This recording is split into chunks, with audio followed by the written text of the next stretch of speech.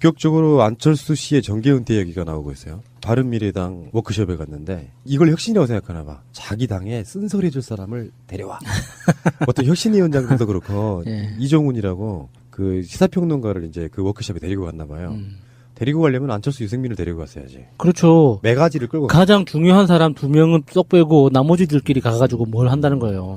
사실은 이 두 정당은 민주당이나 자유한국당처럼 오랜 시간 동안의 어떤 개파 간의 투쟁을 통해서 만들어진 그런 시스템이 아니라 규모도 작지만 안철수 유승민의 말 한마디가 안철수는 당대표도 아닌데 손학규를 송파울에 꺾고 싶어해. 그 입김이 막 작용을 해. 무슨 직책이든 간에 네. 인재영입위원장으로서인지 서울시장으로서인지 모르지만 뭐 그런데 거기서 이제 안철수 대표가 이쯤 되면 물러나는 게 맞다. 전체적인 골자는 그래요. 꼭 그렇게 말한 건 아니고. 근데 이런 거를 이렇게 보고 있으면 안철수의 저는 한계가 온 게 아닌가 싶어요. 일단은 안철수의 한계가 왔다는 말은 안철수가 정치 소비자들 국민들한테 상품으로서 가치를 완전히 소진한 선거였다라고 보는 거죠. 근데 그게 되게 착각하는 게 있어요. 이번에 득표율이 17%? 18%? 18.8. 참 욕스럽다. 예. 18%가 나왔으니 나는 정치적으로 의미가 있어라고 말하면 안 된다고. 왜 그러냐면 제가 말씀드렸잖아요. 저도 유력 정당하면 원내 정당으로 나가면 웬만큼 지지율 나옵니다. 인지도로. 그 사람의 정책이나 이런 걸 막 좋아해서 지지하는 것도 있지만 정당 규모에 비례해가지고 대부분은 표가 어느 정도 나오는데 그거는 안철수가 대선자로 의미 있다는 가치가 아니에요. 예를 들어서 홍준표가 기본적으로 자유한국당의 지지율이 30%좀 나오는 뭐 30% 20%좀 나오는 지금 지지도는요. 지방선거 끝나고 12%또 떨어졌거든요. 근데 예를 들어서 자유한국당 좋아요? 차이가 있어서 12%. 막상 선거를 해보니까 30% 안짝으로 표를 받아간단 말이에요. 그러면 그게 홍준표가 이 선거의 결과를 두고 몇 석 건지지도 못했는데 내가 대선 주자로서 의미 있는 성적을 거뒀다고 말할 수 있나요? 자기 실력으로 더 플러스 시킨 게 없잖아요. 모든 국민들이 나서가지고 일일이 분석하면서 안철수의 공약은 뭐고 앞으로의 미래는 뭐고 이렇게 공부하지 네, 않는다고. 그럴 리 없죠. 그러니까 실제로 제대로 된 고급 소비자, 고급 정치 소비자층은 안철수라는 사람을 이미 상품 진열대 밖으로 그냥 던져버린 거거든. 의미가 하나도 없는 상태에서 바른미래당이 뭘 할 수 있겠습니까?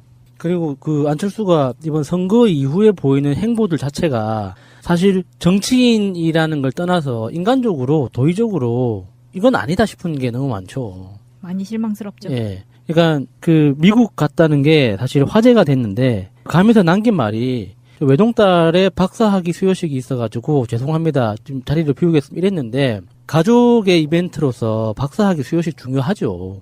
뭐 중요하지 않다고 하는 게 아니라 뭐든지 간에 가족 안에 있던 그런 이벤트였으면 중요한 건 맞아요. 그런데 지금 바른미래당 후보들이 지금 겪고 있는 정치적 경제적 곤란의 어떤 규모와 그 수를 생각하면 사실 우리 딸 박사학위 수여식이라는 말을 입으로 꺼낸다는 것 자체가 저는 사실 인간적으로 이해가 안 되는 거예요.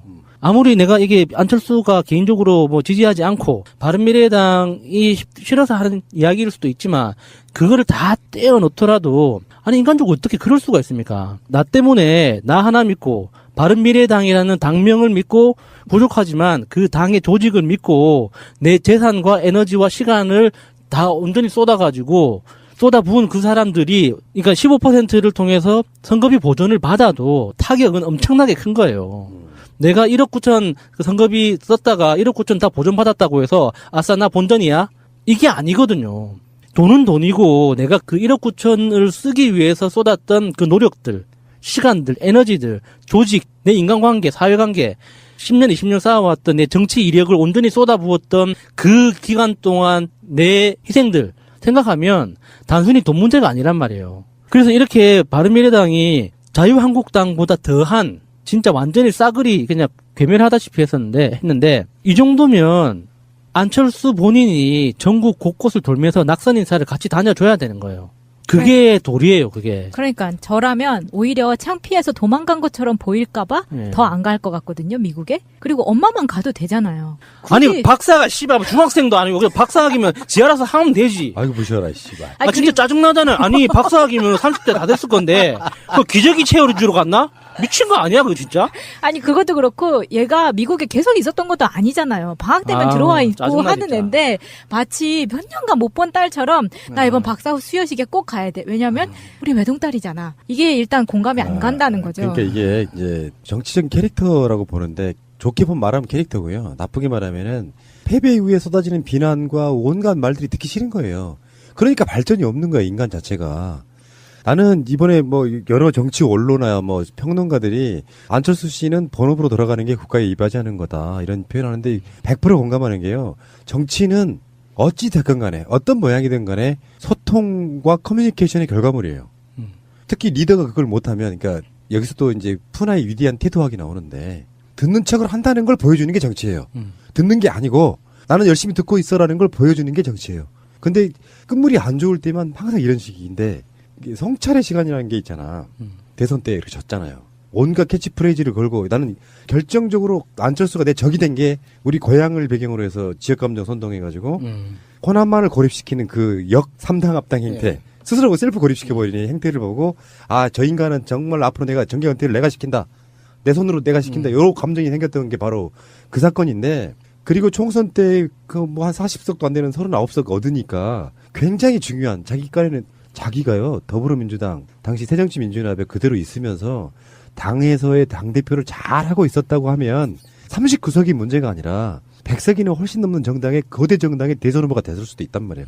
그 시작이 잘못된 건데 내부적으로 뭐 흔히 말하면 친문이라든지 그 당의 주류들과 친해지지 못하고 화합하지 못하면서 결국에는 여러 가지 저런 핑계를 대고 당을 뛰쳐나가면서 국민의당을 만드는 순간 이 사람의 정치 생명은 사실 끝난 거예요. 야, 이게 이 정치를 떠나서 인간의 도리상 내가 개인적으로 유승민 의원도 뭐 싫어하긴 하지만 그래도 그 한 당의 전 대표로서 이준석 낙선자하고 지하철에서 낙선인사 나가서 아무도 안 쳐다봐요. 그냥 다 지나치면서 악수한다고 손 내밀면 그냥 쳐다보지도 않고 지나가. 완전 유승민 의원 얼굴 완전 다 썩었어요, 진짜. 너무 얼굴이 안 좋더라고요. 그럼에도 불구하고 그렇게 하는 게 책임지는 모습인 거거든요. 내가 비록 이렇게 이 당에서 내 정치 생명이 끝나는 한이 있더라도 내 정치를 접는 한이 있더라도 접을 때 접더라도 뭔가 좀 책임지는 모습으로 유연하게 나가야 될 거 아니에요. 그래서 이준석하고 유승민 의원하고 마찰이 많았잖아요. 그 공천 과정에서. 그럼에도 불구하고 내가 책임지는 모습을 보여주는 척이라도 하는 쇼를 위해서 그 완전 그 상한 얼굴로 나와가지고 사람들한테 무시받으면서까지 버티는 거거든요. 거기 그 자리에서. 그 정도의 배포는 보여줘야지 정치를 한다고 할 수 있는 거지. 아니, 나 진짜 평생 데리고 살 건가, 저거 딸? 그러면은 저거 딸 뭐 입사시험 있다면은 우리 딸 입사시험이 오늘 있어가지고요. 오늘 최고위원회는 생략하도록 하겠습니다. 가고, 오늘 우리 딸 생일이어가지고. 말이 됩니까, 그게? 야수님, 알려주지 마. 이거 유행어 만들래, 내가. 그러니까 이런 캐릭터이기 때문에 장진영이라고 측근 중에 측근이에요. 그러니까 안철수에 딱 달라붙었던 솔로몬의 선택 출연한 적이 있는 관종 변호사 출신의 최고위원 장진영 씨. 장진영 씨가요, 동작구청장 후보로 나왔는데 현수막을 어떻게 건조하세요? 현직 구청장이 민주당에 있어. 이창우 구청장이라고. 그 바로 옆에다가 기초단체 다도 아니야.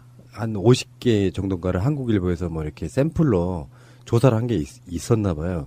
그 중에 순위가 좀 나빠. 이렇게 만든 구청장 누굽니까? 이렇게 현수막을 만들어서 자기 비전은 없이. 그게 장진영이에요. 장진영이 이걸로 처음이 아니라 이제 안철수 라인으로 해서 저번에 총선도 출마했는데 경선에 떨어졌지. 결국엔 또 구청장을 출마하더니 나는 이 사람을 엮고 싶은 생각은 없어요. 워낙 존재감이 없는 사람이라.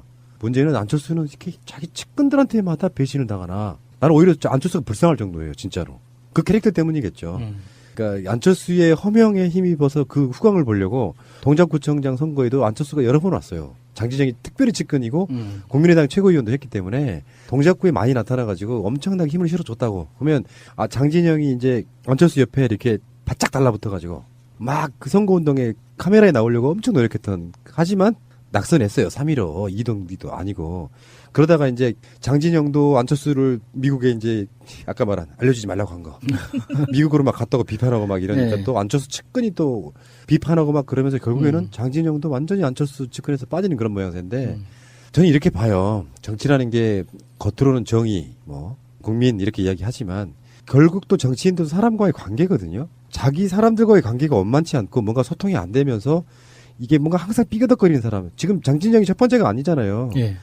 예전에 뭐 무슨 캠프 출신들 뭐 송호창 변호사부터 시작해서 뭐 금태섭 그런 사람들 측근이라고 하는 사람들마다 안철수를 떠나고 있는 거는 안철수의 캐릭터가 눈에 안 봐도 뻔히 보여요. 사람 관계에서 대하는 게 아니라 나는 스타야. 내 이름이 있어 따라올 때면 따라와봐. 또한 돈도 많아. 이런 어떤 그 자만감과 그 우쭐감으로 아직까지 살아온 거라고 보고 진심으로 그 사람을 대하면 있잖아요. 이런 상황에 떨어졌다고 해서 그 사람을 공개적으로 비난하지 않아요. 안철수는 MB 아바타가 아니라 박근혜 아바타인 것 같아요. 딱 하는 꼬라지가 MB는 그래도 자기의 구상이 있었잖아요. 자기 스스로 구상하고 그 실행하는 방법으로서 자기 부하들을 희생시키는, 써먹고 버리고 써먹고 버리고 희생시키는 이런 식의 리더십을 보여줬었는데, 그런 측면에서 보면 안철수하고 전혀 상관이 없잖아요. 박근혜하고 딱 비교를 해보면 이게 딱 안전한 그 성 안에 딱 갇혀 있고 측근들이 갖다 주는 정보만 따박따박 받아 먹으면서 그 안에서 이루어지는 밀실에서 판단한 거를 측근을 통해서 실행하고, 그래서 외부에서 약간 비난의 목소리가 들려오면 비난의 목소리를 낸 그 사람만 정밀 타겟으로 이제 조져버리는, 집단으로 갈고버리고 하는 이런 행태를 보이는 거 보면 MB 아바타가 아니라 박근혜 아바타인 것 같아요. 근데 뭐 장진영도 그렇게 볼 수가 없는 게 안철수 옆에서 득점 보려고 했다가 안 되니까 지금 화가 나서. 그래서 불쌍하다고 하는 거예요. 안철수가 불쌍하다고. 왜냐하면 사람 관리를 못한 자업자득일 수는 있겠지만 한편으로 보면 어쩌면 그렇게 측근들마다 중간에 배신, 이런 용어가 정확하게 정의롭지는 않지만 배신하게 되느냐에 대한 안철수 본인도 돌아봐야 되지만 어떻게 보면 이건 좀 모자란 캐릭터인 거죠. 안철수 자체가. 장진영 같은 사람이 나름대로 변호사가 똑똑한 사람이에요. 그 혼자 캐릭터로만 보면 이런 사람들한테 계속 이렇게 등에다 칼을 맞는 부분, 자기 책임이 가장 크겠지만 이건 불쌍하다고 아니 알지 모르는, 가만 있으면 안 되네 이거.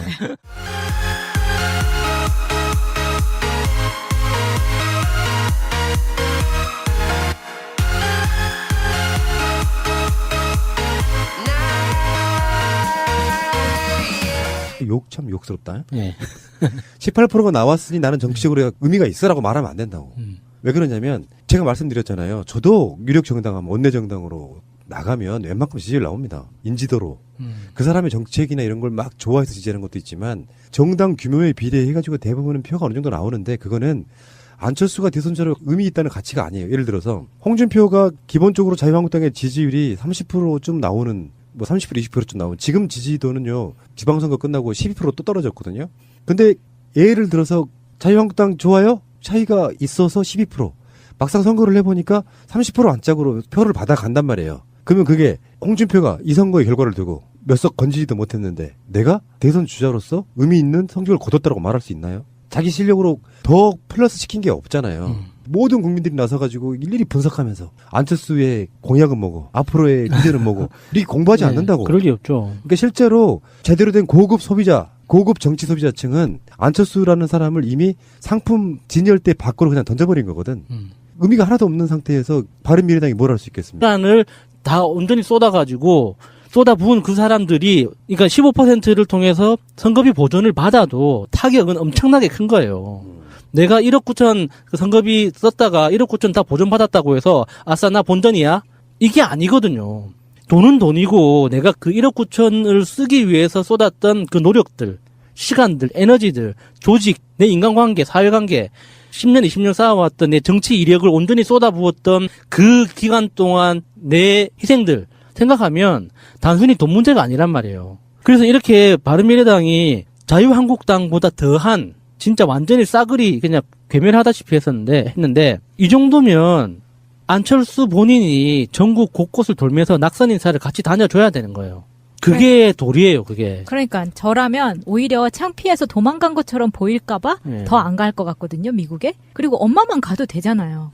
아니 박사가 씨발 중학생도 아니고 그냥 박사학위면 지 알아서 하면 되지. 아이고 무시하라 씨발. 아 진짜 짜증나잖아요. 아니 박사학위면 30대 다 됐을 건데 그 기저귀 채워주러 갔나? 미친 거 아니야 그거 진짜? 본격적으로 안철수 씨의 정계 은퇴 얘기가 나오고 있어요. 바른미래당 워크숍에 갔는데 이걸 혁신이라고 생각하나 봐. 자기 당에 쓴소리 해줄 사람을 데려와. 어떤 혁신위원장들도 그렇고 예. 이종훈이라고 그 시사평론가를 이제 그 워크숍에 데리고 갔나 봐요. 데리고 가려면 안철수 유승민을 데리고 갔어야지. 그렇죠. 매가지를 끌고 가장 중요한 사람 2명은 쏙 빼고 나머지들끼리 가가지고 뭘 한다는 거예요. 사실은 이 두 정당은 민주당이나 자유한국당처럼 오랜 시간 동안의 어떤 개파 간의 투쟁을 통해서 만들어진 그런 시스템이 아니라 규모도 작지만 안철수 유승민의 말 한마디가, 안철수는 당대표도 아닌데 손학규를 송파울에 꺾고 싶어해. 그 입김이 막 작용을 해. 무슨 직책이든 간에 네. 인재영입위원장으로서인지 서울시장으로서인지 모르지만 뭐 그런데 거기서 이제 안철수 대표가 이쯤 되면 물러나는 게 맞다. 전체적인 골자는 그래요. 꼭 그렇게 말한 건 아니고. 근데 이런 거를 이렇게 보고 있으면 안철수의 저는 한계가 온 게 아닌가 싶어요. 일단은 안철수의 한계가 왔다는 말은 안철수가 정치 소비자들 국민들한테 상품으로서 가치를 완전히 소진한 선거였다라고 보는 거죠. 근데 그게 되게 착각하는 게 있어요. 이번에 득표율이 17%? 18%? 18.8. 아니 그것도 그렇고 얘가 미국에 계속 있었던 것도 아니잖아요. 방학 때만 들어와 있고 짜증나, 하는 진짜. 애인데 마치 몇 년간 못 본 딸처럼 나 이번 박사 수여식에 꼭 가야 돼. 왜냐면 우리 외동딸이잖아. 이게 일단 공감이 안 간다는 거죠. 그러니까 이게 이제 정치적인 캐릭터라고 보는데 좋게 말하면 캐릭터고요. 나쁘게 말하면은 패배 이후에 쏟아지는 비난과 온갖 말들이 듣기 싫은 거예요. 그러니까 발전이 없는 거야, 인간 자체가.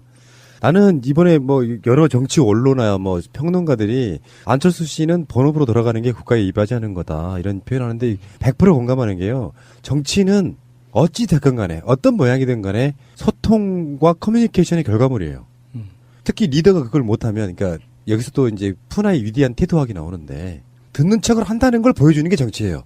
듣는 게 아니고 나는 열심히 듣고 있어라는 걸 보여주는 게 정치예요.